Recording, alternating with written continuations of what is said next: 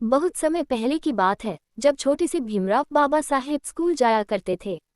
एक दिन बहुत तेज गर्मी थी। भीमराव को बहुत प्यास लगी। स्कूल में पानी रखा था, लेकिन उन्हें खुद से पानी छूने की इजाजत नहीं थी, क्योंकि उस समय समाज में छुआछूत का भेदभाव बहुत ज्यादा था। उन्हें पानी तभी मिल सकता था जब कोई ऊंची जाति का व्यक्ति आकर उन्हें पानी पिलाए। भीमराव घंटों इंतजार करते रहे, लेकिन कोई नहीं आया। प्यास से उनका गला सूख रहा था, लेकिन उन्होंने हार नहीं मानी। उस दिन उन्होंने एक ठान ली। उंगली से दाहिनी ओर इशारा, मैं पढ़ लिखकर ऐसा इंसान बनूंगा जो इस अन्याय को खत्म करेगा। समय बीतता गया। वही छोटा सा प्यासा बच्चा आगे चलकर बना।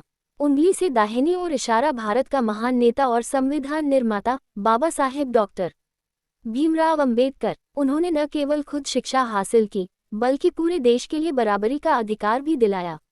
एक ऐसा बच्चा जिसे पानी पीने तक का हक नहीं था। एक ऐसा इंसान जिसने पूरी दुनिया को बराबरी का मतलब समझाया।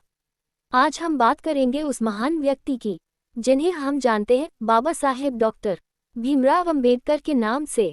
कभी भी हालात कितने भी कठिन क्यों न हों, अगर इरादे मजबूत हों तो इंसान इतिहास बदल सकता है। 14 अप्रैल 1891 मध्य प्रदेश के एक छोटे से गांव महू में एक बच्चे का जन्म हुआ। नाम रखा गया भीमराव। लेकिन ये जन्म कोई आम नहीं था, क्योंकि समाज ने जन्म के साथ ही उन्हें एक पहचान दे दी, अछूत। स्कूल में जब भीमराव पढ़ने जाते थे तो उन्हें बाकी बच्चों से अलग बैठाया जाता था। ना कोई उनके पास बैठता, ना उनके साथ खाना खाता। सबसे दुखद बात, उंगली से दाहिनी ओर इशारा, उन्हें पानी तक खुद से पीने की इजाजत नहीं थी। एक दिन बहुत तेज प्यास लगी, लेकिन पानी देने वाला कोई नहीं आया। वो बस देखते रहे, इंतजार करते रहे, और उसी दिन एक छोटी सी चिंगारी उनके अंदर जल उठी। उंगली से दाहिनी ओर इशारा, मैं इस अन्याय को खत्म करूंगा। हालात कठिन थे, लेकिन सपना बड़ा था। भीमराव ने ठान लिया था कि उन्हें पढ़ना है, आगे बढ़ना है। उन्होंने दिन रात मेहनत की, और आगे की पढ़ाई के लिए विदेश जाने का मौका मिला। उंगली से दाहिनी ओर इशारा, वो पहुंचे कोलंबिया यूनिवर्सिटी, अमेरिका। उंगली से दाहिनी ओर इशारा, फिर गए लंदन स्कूल ऑफ इकोनॉमिक्स।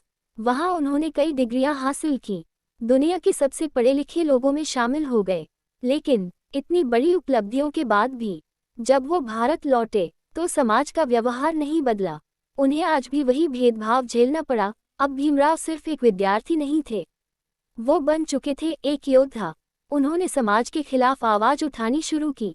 उंगली से दाहिनी ओर इशारा, 1927 में उन्होंने किया महार सत्याग्रह, जहां उन्होंने दलितों को पानी पीने का अधिकार दिलाने के लिए आंदोलन किया।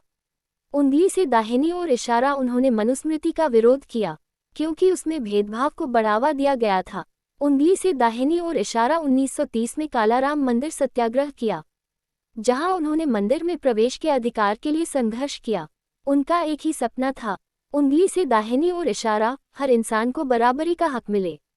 आज़ादी के बाद देश को एक मजबूत संविधान की जरूरत थी, और इस महान जिम्मेदारी के लिए चुना गया उंगली से दाहिनी ओर इशारा डॉक्टर भीमराव अंबेडकर को। उन्होंने दिन रात मेहनत की और भारत का संविधान तैयार किया। इस संविधान ने हर नागरिक को दिया समानता का अधिकार, स्वतंत्रता का अधिकार, शिक्षा और न्याय का अधिकार। यही वजह है कि उन्हें कहा जाता है, उंगली से दाहिनी ओर इशारा। भारतीय संविधान के जनक बाबा साहेब ने अपनी पूरी जिंदगी समाज को बेहतर बनाने में लगा दी। 6 दिसंबर 1956 उन्होंने इस दुनिया को अलविदा कह दिया, लेकिन उनकी सोच, उनके विचार आज भी जिंदा हैं, हर उस इंसान में जो बराबरी और न्याय के लिए लड़ता है।